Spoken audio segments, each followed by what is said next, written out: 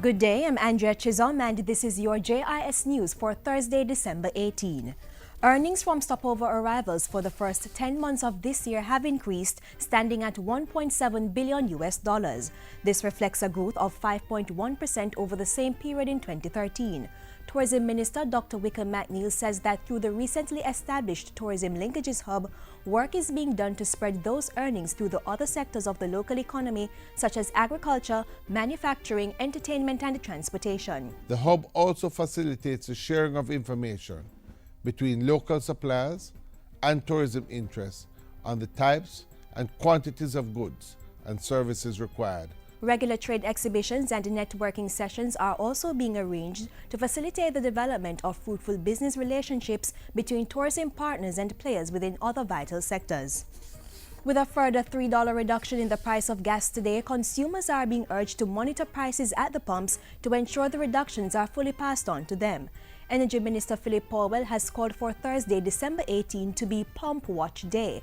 The minister insists that when there is an increase in petrol prices, it hits the consumers almost immediately, so it's only reasonable that reductions are passed on as quickly. He is calling on petrol users to exercise the power of choice and expose those who are intent on profiting at the expense of consumers.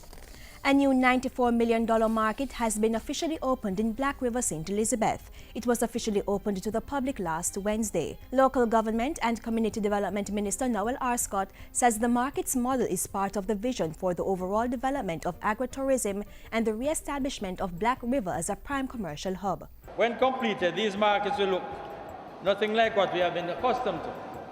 Instead, they will have proper waste management systems, sustainable rainwater harvesting facilities, and solar panels for electricity. This is not just a market upgrade, but a transformation of public space and a vehicle for economic activity. It's one of 25 markets targeted for major renovation across the island. Government is moving to complete work previously started to restore orderly development in some unplanned settlements. Housing Minister Dr. Omar Davies says this will require cooperation between the residents and the state. We have to systematically seek to identify these areas, what we call informal settlement, and determine how, in certain instances, how we can put in the necessary infrastructure and raise the living standard through a more orderly process.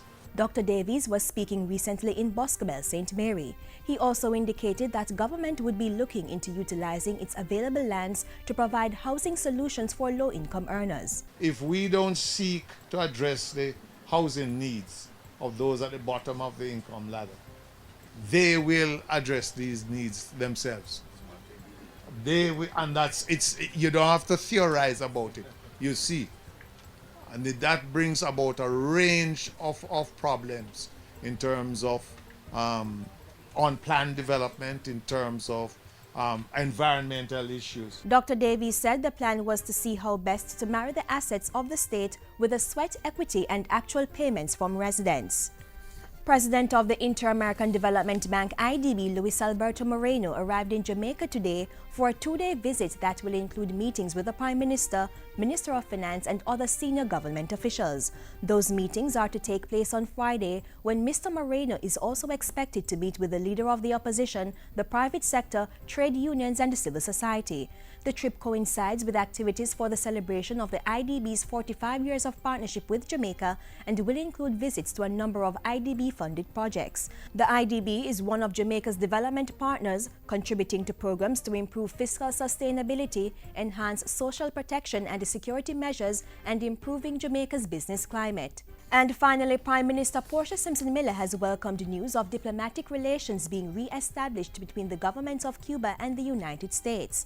In a statement from Jamaica House on Wednesday, Mrs. Simpson Miller congratulated U.S. President Barack Obama and Cuban President Raul Castro on the historic development and what she said was their bold and visionary leadership on this matter. The Prime Minister says it vindicates the principled position of Jamaica and the other members of CARICOM along with other nations that have called for dialogue and mutual respect between the two countries. Mrs. Simpson-Miller says the next required logical step is a total and formal end of the U.S.'s unilateral trade embargo against Cuba. In the meantime, she says Jamaica looks forward to the tangible benefits that the new engagement will bring for the Cuban people and the Caribbean region. And that's it for JIS News today. I'm Andrea Chisholm. Thank you for watching.